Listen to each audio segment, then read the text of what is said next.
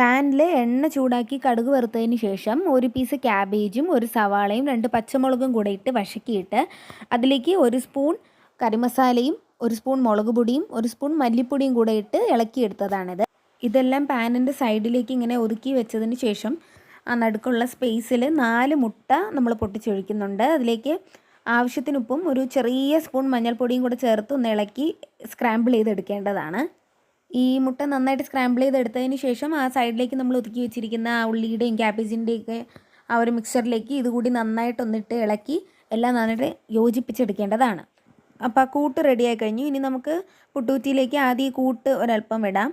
അതിനുശേഷം മാവ് ചേർത്ത് കൊടുക്കാം. അത് കഴിഞ്ഞ് 1 സ്പൂൺ തേങ്ങ തിരുകിയത്, പിന്നെയും മാവ്, പിന്നെ ലാസ്റ്റ് നമുക്ക് ഈ കൂട്ട്, പിന്നെയും കുറച്ച് പുട്ട്, അതിൻ്റെ പുറത്തേക്ക് നമുക്ക് പിന്നെയും കുറച്ച് തേങ്ങ കൂടെ വെച്ച് കൊടുക്കാം. ഇങ്ങനെ ആവിയിൽ വെച്ച് മുട്ടപ്പുട്ട് തയ്യാറാക്കി എടുക്കാവുന്നതാണ്. ഇത് നല്ല ടേസ്റ്റാണ്. ഇതിൻ്റെ പ്രത്യേകത ഇതിന് മറ്റ് കറികളൊന്നും കഴിക്കാൻ വേണ്ട, ഈ പുട്ട് മാത്രം മതിയാവും. ബ്രേക്ക്ഫാസ്റ്റിന് ഹെൽത്തിയുമായിരിക്കും, മറ്റ് കറികളും ആവശ്യമില്ല, ടേസ്റ്റുമാണ്, കുട്ടികൾക്ക് ഒത്തിരി ഇഷ്ടപ്പെടും. എല്ലാവരും ഇതൊന്ന് ഉണ്ടാക്കി നോക്കണേ.